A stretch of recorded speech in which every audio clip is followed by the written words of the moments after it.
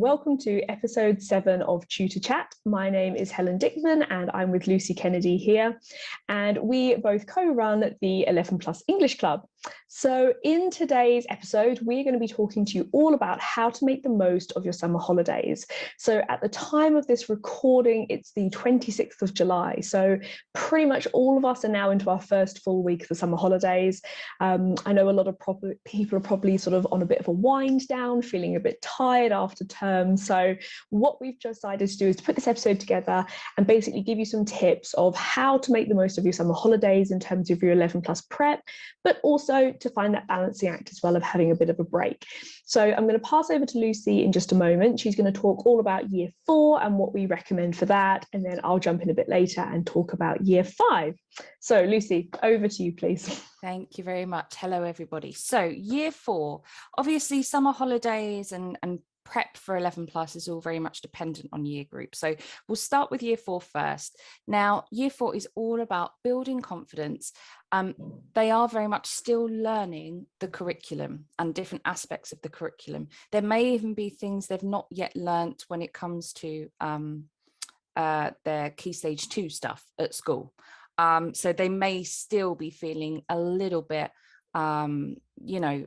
lacking confidence in certain areas. So this is a great time to help build that confidence and just kind of revise over different things that they may have done throughout the year, but with an emphasis being on with there being no structure, so no rigidity to their studies. So it's all about allowing them to explore different things, no timings, don't get them to do anything under time constraints, because again, that can all add to the stress of things anyway.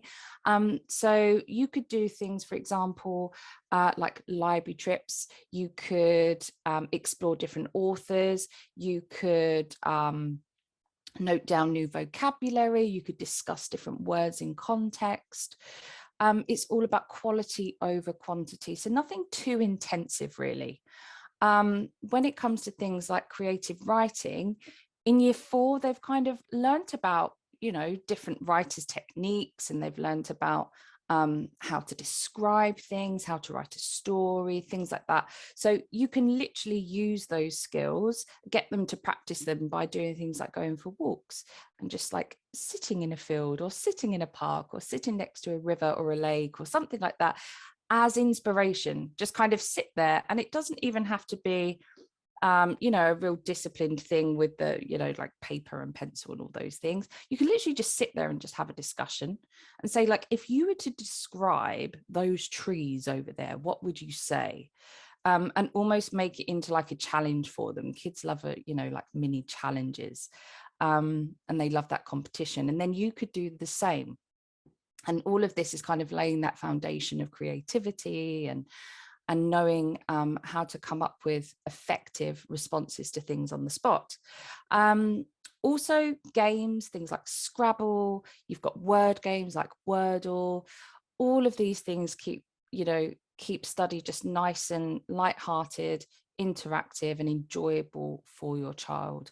And I think finally it's about discussing the next year, what's coming up.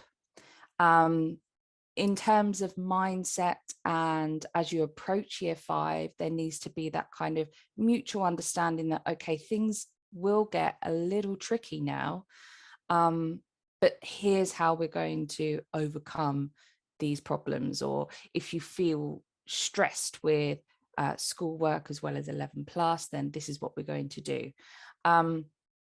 Year 5 is a lot more structured. They're learning topics in greater depth, so it takes a bit more brain power, and you will notice that your child maybe lacks a bit of enthusiasm towards things compared to when they were in year 4, because it's all free and lighthearted. And they have to do things under time constraints, which again adds another layer of stress. So it's almost prepping them mentally for that and emotionally, and just saying, we will get through this together. It is a journey. I'm here to support you. We're all here to support you. And if you have any worries or concerns or questions, then tell us, kind of lay that foundation for that relationship, that communication between parent and child. Mm-hmm. And as we move on to year 5, which Helen will discuss in a second, we have things like, I've got a study planner, and this is available to all of our members. As of this week, it's going to be uploaded into the membership.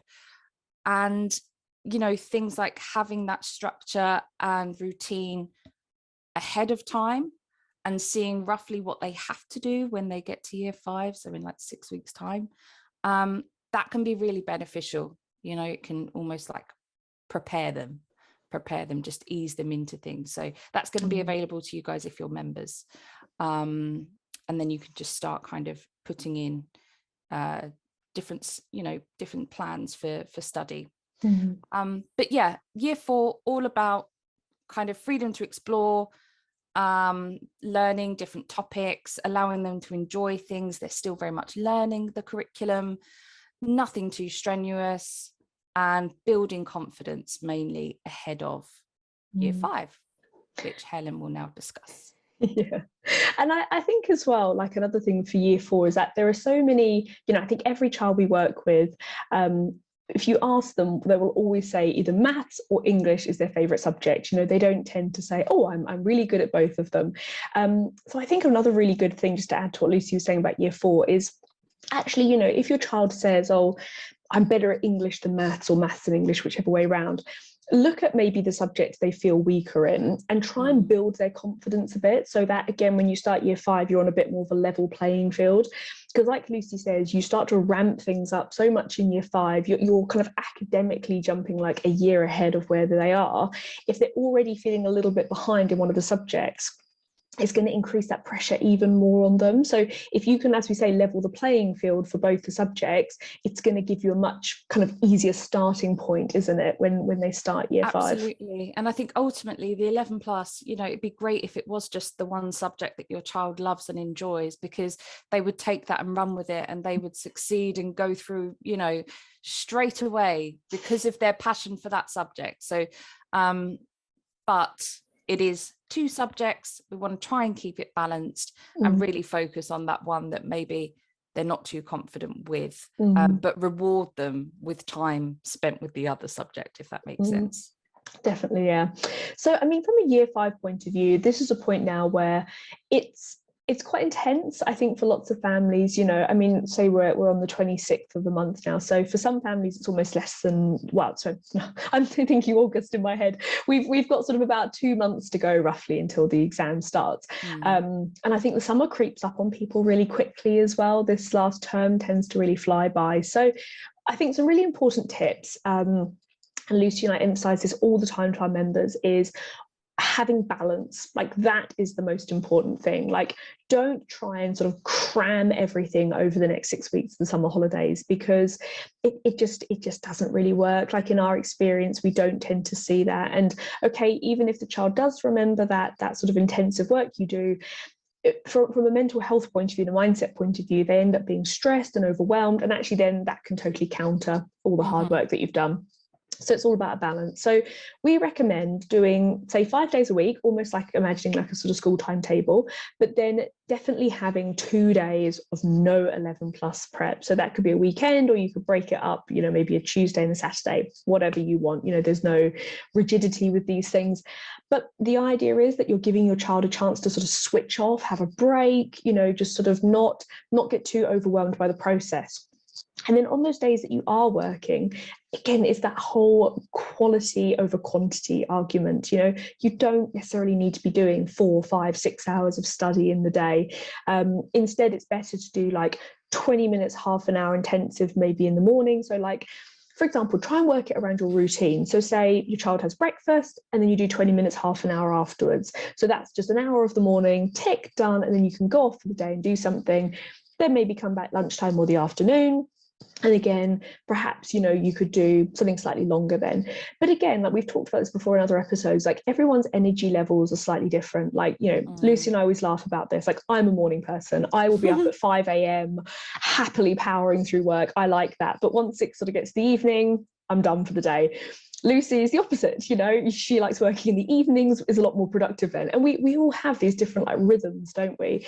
And children are the same. Some of them, I've had lessons with kids where they're happy to start at 7 a.m. because they're just wide awake and off we go. Whereas others, prefer those evening ones. So again, think about your child's energy levels, because let's say you're doing comprehension with them. You're not going to be able to get them to sit down and really concentrate on a hard, tricky, classic text comprehension if they're zonked and they're tired and they've got no enthusiasm or energy. So this is the great thing I think about the summer. You're not trapped by like school timetables. Like you can really work within your child's sort of motivation and energy and how they're getting on. So that's sort of how we recommend the balance. So like little and often 5 days a week, and then definitely having a break. In terms of the work that you're doing, we always say don't try and introduce brand new topics. It's not that it's too late, but it's just there's the risk again of bringing in these difficult topics, and then the overwhelm can kick in again. If anything, it's better to go back over topics you've already done, but maybe they find a little bit challenging. So it could be, I don't know, certain parts of verbal reasoning, for example, like closed questions or something like that they find difficult. So you should focus your energy on those. And then in terms of like comprehension and vocabulary, just read. Honestly, we say it so often. And the kids roll their eyes at us and we say, but it's not a coincidence that us and all your teachers and everyone around you tells you to read, because it just helps with fluency, helps with confidence, helps with understanding. And then you as parents, if you can get engaged, if you can ask them questions, get them to explain what they've been reading to you, it takes 5-10 minutes just to have that little chat with them, but it's really getting them to like reflect on what they've taken in. And with that kind of, again, we've talked about this before, with like the kind of pyramid of learning, like one of the best ways to retain information is to actually teach it yourself. So if your child can teach you back the work that they've done, that is really like solidifying that information in them, and their sort of long-term memory is going to be much better with that. So everything we're talking about here are like 10 minutes, 15 minutes, 20 minutes, where you probably notice when we're not saying anything about sitting down doing hours and hours of mock tests and things like that. No. Because I think like an interesting comparison. So I know somebody who was training to do a marathon, and something that really interested me was they said that when you're training, the advice is that you don't actually run an entire marathon beforehand. You just do like segments of it. And I thought that was a really interesting concept. And I thought, actually, I can really see the benefit of this for the 11 plus as well. Now, don't get me wrong, doing a full mock test is helpful. We run them inside the 11 plus English Club, but these are kind of isolated things that we do maybe once a month, once every few weeks. But in terms of work at home, why not work in 10-minute sprints, 20-minute sprints? Like help your child to get used to the concept of how long 20 minutes is, how long 10 minutes is. Because, something like CEM, they're really strict on the timing. So your child needs to have an awareness of how quickly that time's going by. Something like CSSE, there's no kind of stage points, they're not told move on now, which in some ways I think makes it more difficult because they're kind of left to their own devices, and then therefore it's really easy for time to run away. They, so often we work with CSC kids who just lose so many marks in creative writing, not through lack of ability, but through lack of like time management, because they just don't get time to do that bit at the end. So true. Timing is so true. Time is such a huge thing for that. So those are the main things there. And then finally, the last thing is we always recommend towards the end of summer, calm down with the mock exams. Don't do too many of them. There's nothing worse than if your child does a mock test right towards their exam, they maybe don't do very well, and all of a sudden the confidence just tumbles and it gets knocked. So we don't recommend doing like really tricky, challenging mock exams sort of near the exam. But also talk to them about the day itself, because I think a lot of the time we assume that the children know what's going to happen on the day, when actually when we talk to them, they actually don't fully understand the experience, especially if they haven't had the opportunity to go do actually a physical mock exam within a school. So things like talking to kids about how you're going to get there. I mean, I live in Southend, and I'm surrounded by all the grammar schools, and honestly, I don't leave the house on 11 plus day until about 1 o'clock in the afternoon because it's just chaos. The roads are so busy. So from a parent's point of view, make sure that I know you guys know this, but leave ample time to get there. But again, explain this to your children. Say to them, we're going to get in the car early, we're going to get there, so the whole thing's going to be relaxed. We can walk to the school, talk to them about the kind of registering process, like where you're going to be. All these sorts of things that I think the kids quite often don't think to ask, but it is sometimes something they're quietly worrying about. We think they're sort of worrying about the exam, but actually they're probably worrying about, what pen they're going to be using or something like that. So we all have our favorite pens. Make sure they have like a set of them that they can bring with them, that they're really comfortable writing with, and they're not going to get like a sore hand or something like that. And last but not least, maybe talk about a treat or something nice that you can do after the exam, so that the kids can imagine life beyond the 11 plus, because for the next few weeks it is going to be intense for them. So it can give them something to look forward to. Like I say, I joke, but we honestly don't leave the house on 11 plus day. And one place I do not go near is McDonald's, because it seems to be the thing in Southend that everyone has a McDonald's treat, and like people queue down like the dual carriageway, and you can see in every car there's just one adult and one like uniformed child. Yes, with them. But you know what, like, it's nice, and it's something, I remember speaking to 11 plus kids in the past. I said to them, how was the exam? And their response was, it was all right, but this was all the stuff we did afterwards. And it's like, exactly, don't remember anything about the test. They're so happy just to be let free, aren't they? Exactly. But it's nice, again, it gives you just something to kind of talk about with them about the day, and then you can ask them how they're feeling and all these sorts of things, because like we say all the time, mindset is so key and so important for that big day. Absolutely. And just to sort of chip in with a few things there that Helen's mentioned. So first off, when it comes to summer holidays and time available with your child, obviously a lot of parents work, and you may be at work, your child might be at camps, or like summer camps for the whole day.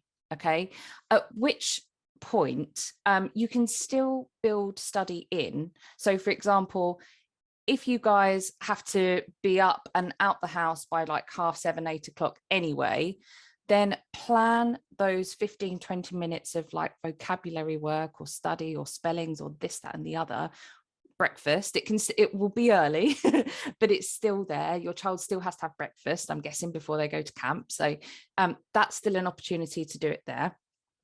They will be at camp all day, and then when they come home, so this is probably around 5-6 o'clock, they are going to be exhausted because they've had a fun day, but again, just 15-20 minutes before bed of something, and that could just be giving them a comprehension. Just literally, if you're really like limited on time, what you can do is just like choose a book for them to read a chapter of, or it could just be a few pages if they're really, really tired, and then just sit with them and ask them what's happened in that chapter. Are there any literary devices? Did you come across any similes or metaphors? Which part of that chapter did you really like? Can you summarize that paragraph for me? What happened? Like, these are all skills that they have to use for 11 plus. So there is always time to do something like that. And even if they say, oh, I'm tired, like, just do something, even if it's like 5 minutes before they go to sleep, then it's something. But again, the same rule applies of keep 2 days a week free. So keep 2 days a week free where you literally do not utter a word about 11 plus. And that way it's balance, isn't it? And then they don't end up hating you for mentioning the 11 plus. They're like, oh no, not again, more work for me to do. So yeah, that's the first thing. If you do have them at like childcare or camps or whatever. And secondly, communication is key when it comes to things like mindset. So just like Helen said, on the morning of the exam or leading up to the exam, your child might actually be feeling anxious about the most, like, to us, minuscule of things. It could be to do with like, oh, but they're not my favorite socks, or, you know, like something that's bothering them, something that they're worrying about. If you just open that conversation, that communication between you both, and just prepare them. I actually do this with my daughter, even though she's a lot younger. She almost like processes things a lot better if I just mentally prepare her. If I say, look, tomorrow it's a really busy day, we have to be up early, you might feel really tired, but this is where we have to be at this time. So can we say, yes, we're going to, you know, prepare ourselves as much as we can. Can we say that, yep, we'll do it together, that's okay, and then once we've done it, it's, you know, treat time. And it always works. It always works. Whereas the opposite is not telling them anything, waking up, you're stressed, that stress then reflects onto them. And they're like, oh, what have I done? Because they haven't done anything. They just don't know what's happening other than seeing their parents running around like, you know, headless chickens.